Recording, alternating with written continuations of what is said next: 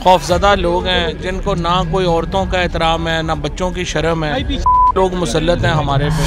ये जिस तरीके से हालात जा रहे हैं उससे सवाए इसके कि हम एक बहुत बड़े कियोस्क की तरफ जा रहे हैं और तो कुछ नज़र नहीं आता। सब्सक्राइब करें और बेल दबाएं ताकि कोई खबर रह न जाए। तो सर ये बताएंगे जिस तरीके से आज रुकावटें लगाएंगी और कंटेनर लगाए गए, लाहौर को मुकम्मल तौर पर बंद किया गया, क्या वजह है, क्या किया आपने और क्या करने जा रहे हैं? डरे हुए हैं, खौफज़दा लोग हैं जिनको ना कोई औरतों का एहतराम है ना बच्चों की शर्म है।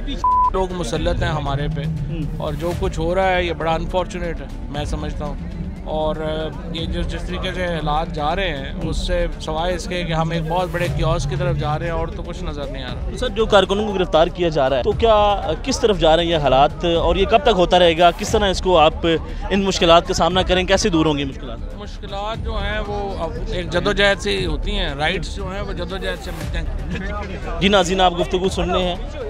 फाचू साहब जो हैं वो आ चुके हैं काफ़िले के साथ और इनका ये कहना है कि हम नहीं डरने वाले हैं और हम इमरान खान साहब का साथ देंगे और साथ देते रहेंगे। तो नजर आ रहा है सामने लिखा हुआ है जुल्म मिटने के लिए दो चीजों से मिटेगा भाई। एक अदल की कुर्सी पे जो लोग बैठते हैं ना वो अदल के हिसाब से फैसले करने लगे, दूसरा कौम निकल खड़ी उस जुल्म के खिलाफ, तो जुल्म खत्म हो जाएगा। या इन दोनों में से कोई एक चीज हो जाए या दोनों हो जाए।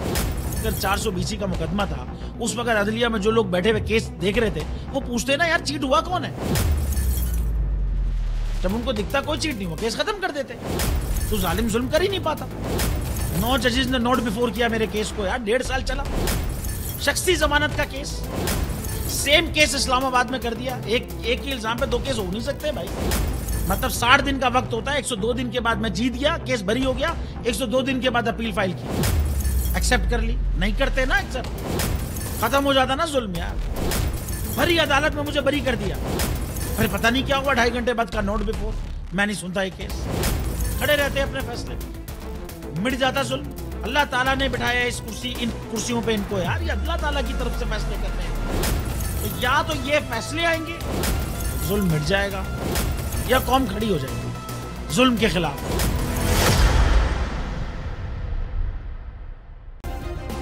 सब्सक्राइब करें और बेल दबाएं ताकि कोई खबर रह न जाए।